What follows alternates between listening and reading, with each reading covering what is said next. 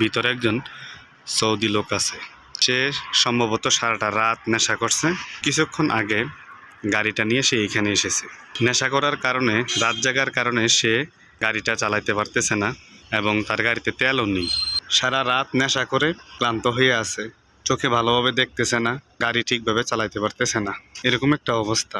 এই যে দেখুন লোকটা, এই লোকটা আপনার সারাটা রাত নেশা করছে, নেশা করে এখন বাসা যেতে পারতেছে না। নেশা মানুষকে কতটা ধ্বংস করে এবং কতটা নষ্ট করে আশা করি বুঝতে পারছেন।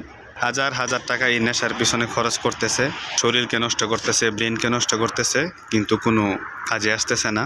এই নেশা করার কারণে আজকে এই লোকটি চাকরি করতে পারতেছে না, তারপর ঠিকভাবে খাবার খেতে পারতেছে না, তারপর তার পরিবার নেই, তার ছেলে মেয়েরা খবর নেয় না, অথবা সে তার ছেলে মেয়েদের খবর নেয় না।